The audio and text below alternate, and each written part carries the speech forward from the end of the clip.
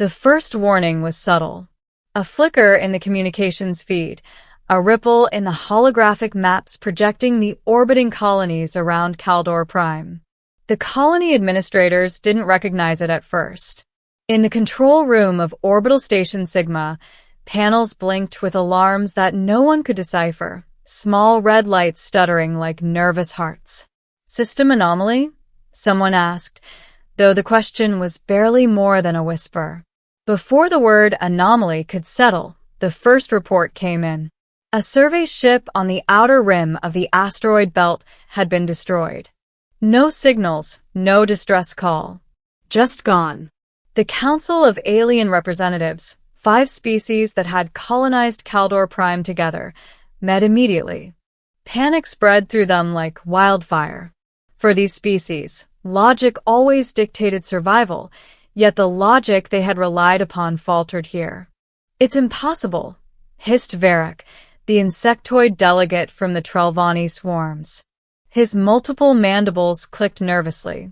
"Nothing moves that fast, that silent, and leaves no trace."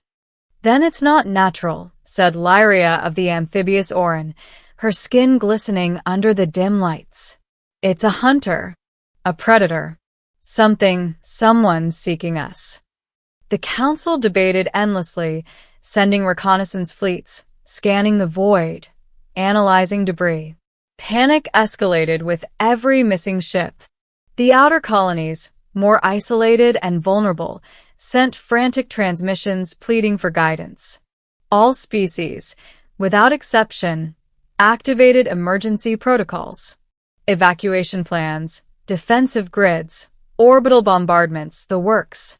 All, that is, except one human, Captain Elias Ward.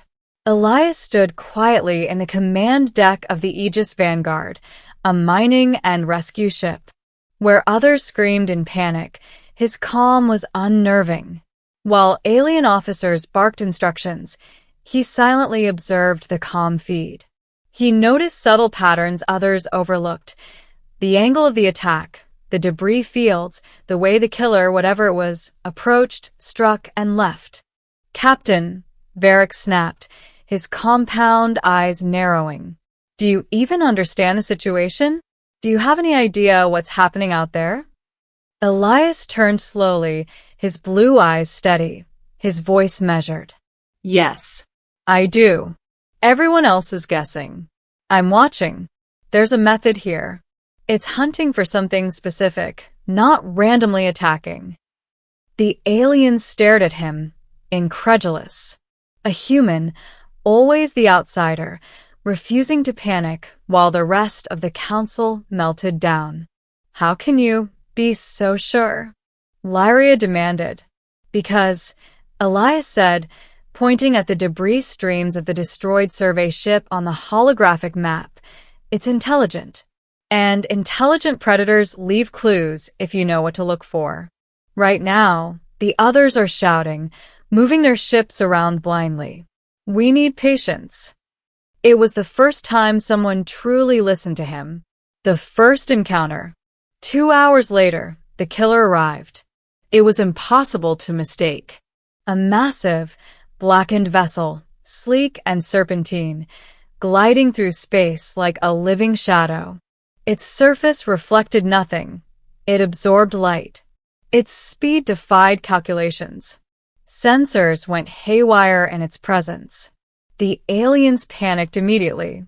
Shields, weapons, orders cracked across comms, but even as energy blasts hurled towards it, the killer didn't even slow down.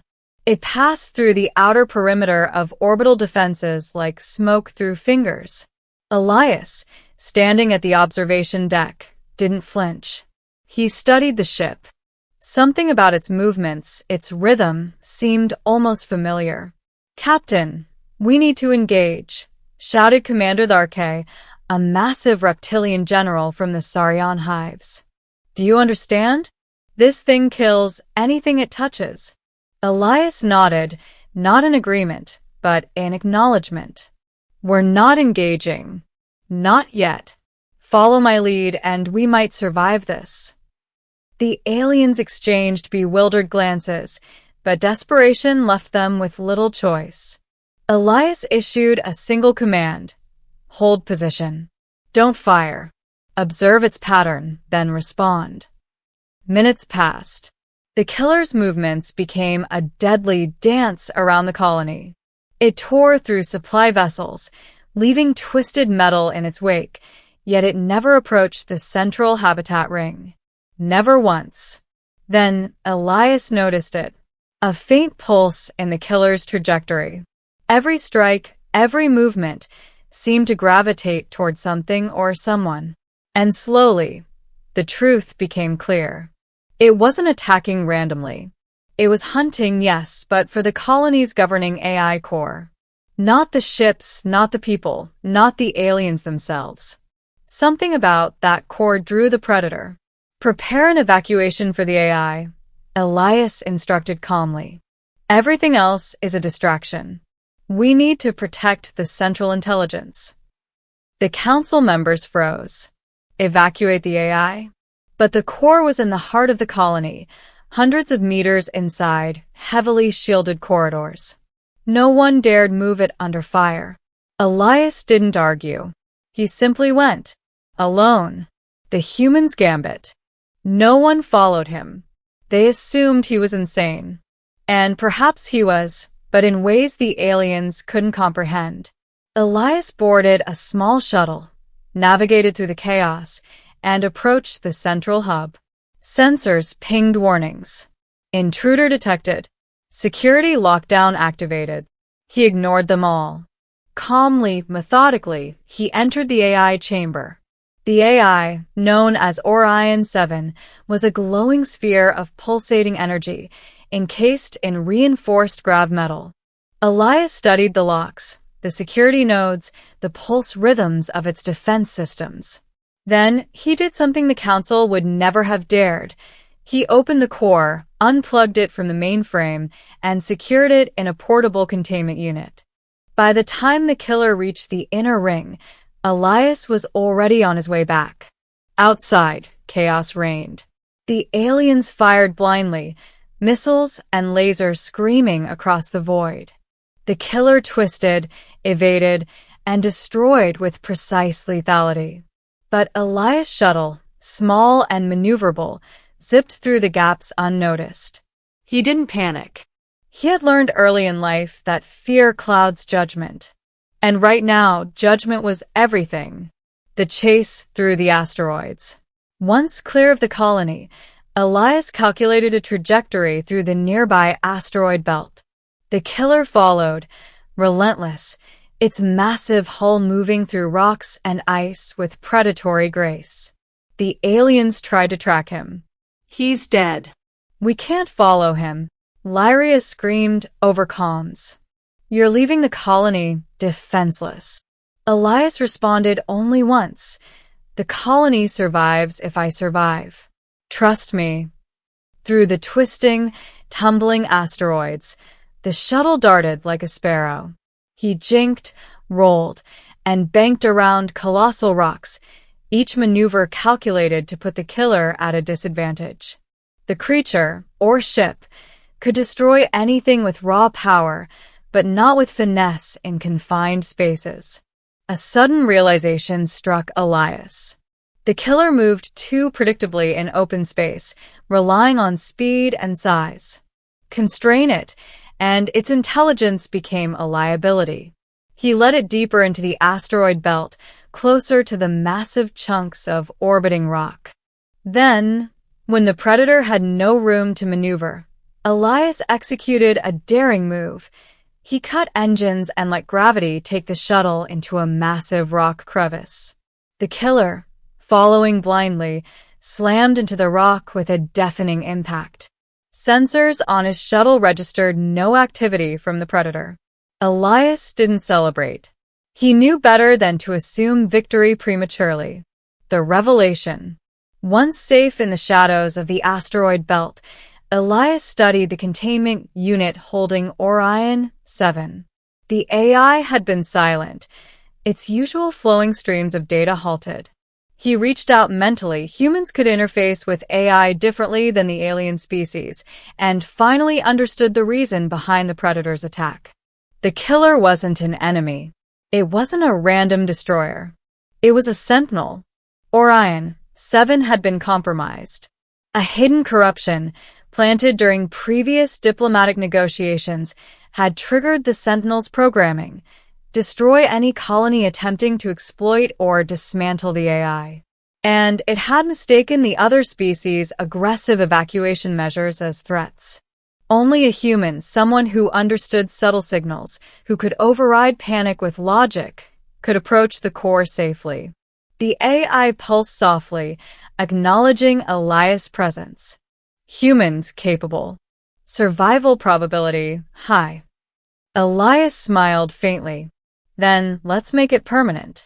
He worked with Orion 7 to reset the Sentinel's parameters. Instead of targeting the colonies, it would now protect them while removing the hidden corruption. It was delicate work, requiring calm, intuition, and courage. Something humans excelled at in ways the other species didn't appreciate. Return and resolution.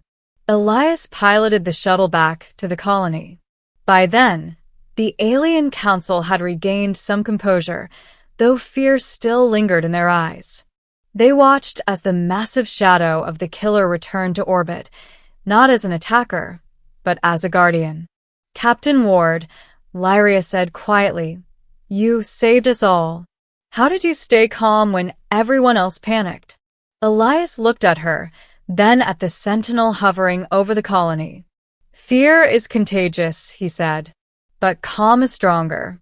You only need to remember that." Varric, his mandibles clicking, added, You understood it. Why we could not." "How?" "Humans don't overanalyze the impossible," Elias replied.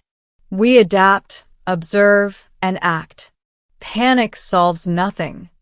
The council nodded, humbled. For the first time, they realized that human intuition, so often dismissed as primitive, was what had saved not only their lives but their civilizations. As the Sentinel settled into its new orbit, protecting the colony with unmatched precision, the aliens finally understood.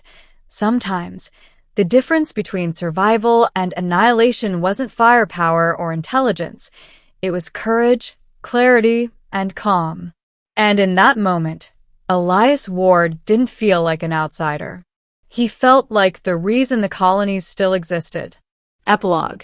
Weeks later, after systems were repaired and the Sentinel fully integrated into the colony's defenses, the council held a ceremonial gathering.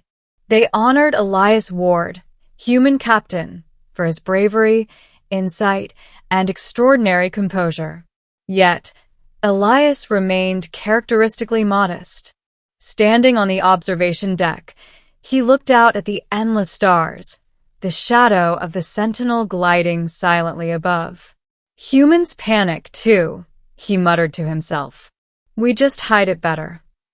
And somewhere in the void, the killer, no longer a hunter, but a protector, watched over Caldor Prime, and its eternal reminder that not every force of destruction is what it seems.